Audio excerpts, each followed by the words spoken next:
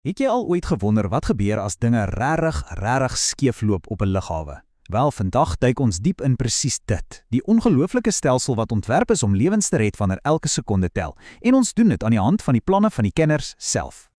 En wanneer ons sê elke sekonde tel, is dit nie 'n oordrywing nie.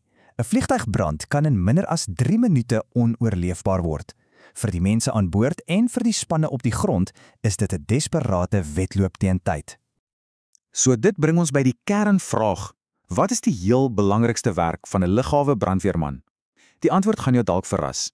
En is juist daardie antwoord wat die sleutel is tot 'n briljante stelsel van strategie en ingenieurswese wat by elke lughawe in plek is. Goed, kom ons spring sommer dadelik weg. Alles, en ek bedoel alles, begin by 'n konsep wat kenners in die bedryf die goue minuut noem.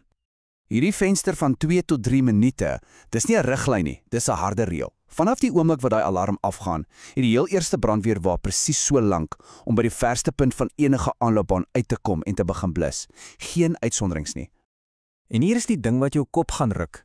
Die hoofdoel is nie noodwendig om die vuur te blus nie. Dis nie eers om die vliegtuig te red nie.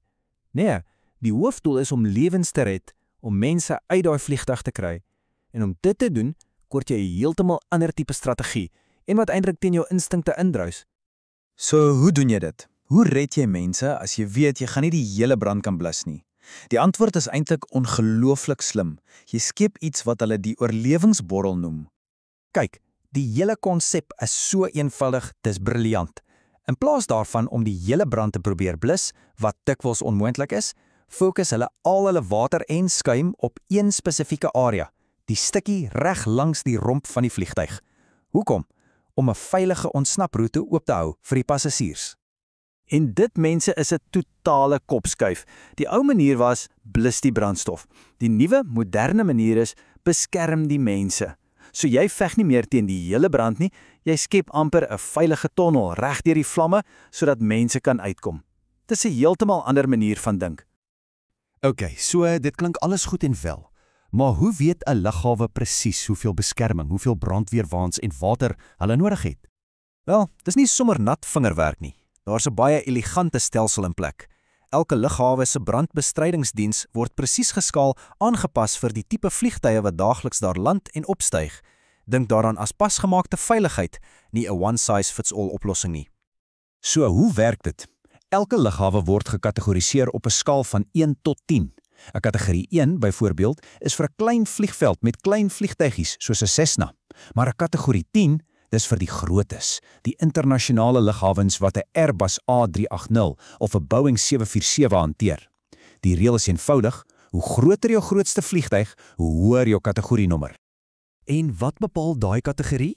'n Sleutelgetal, 700. As die grootste tipe vliegtuig by jou lughawe meer as 700 keer opstyg of land in jou besigste 3 maande periode, wel, dan moet jou lughawe aan daardie kategorie se vereistes voldoen. Dis 'n sneller. 'n Reël wat verseker dat 'n lughawe se veiligheidsmaatreëls altyd tred hou soos die lughawe self groei.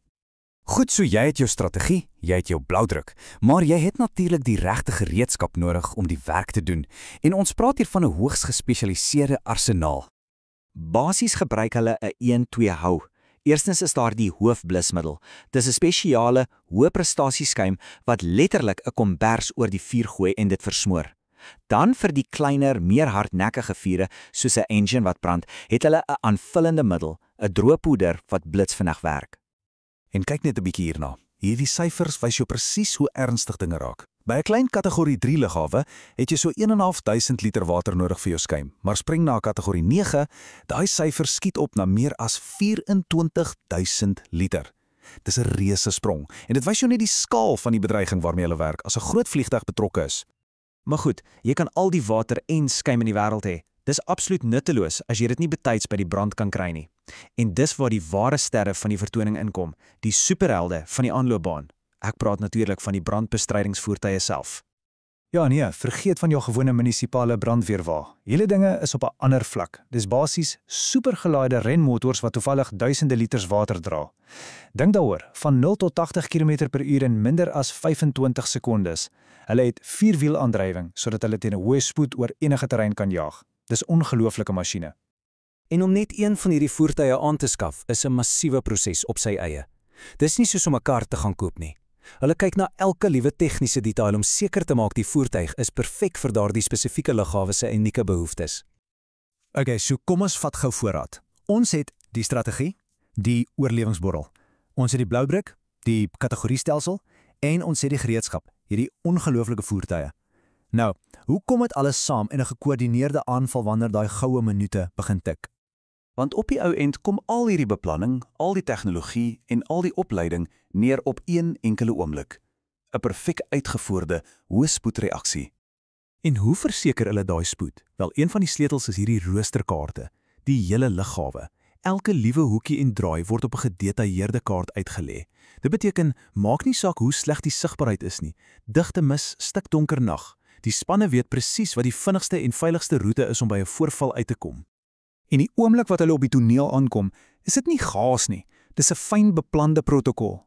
Eerste prioriteit, kry die voertuie wind op sodat die rook en vlomme weggewaai word. Tweede, beveilig en beskerm onmiddellik die ontsnappingsroetes. Derde, en dis krities, begin daai oorlewingsborrel skep en eers nadat daai borrel stabiel is, begin die reddingsoperasies. As jy so daarna kyk, is dit regtig 'n ongelooflike stelsel. Dit wys jou net dat die toewyding tot veiligheid op die grond net so gesofistikeerd en intens is soos die tegnologie wat ons in die lug veilig hou. En dit laat jou met hierdie vraag, met 'n stelsel wat so gevorder is vir wanneer dinge reeds skeef geloop het. Wat is die volgende groot deurbraak om passasiersveiligheid in die lug self te verseker?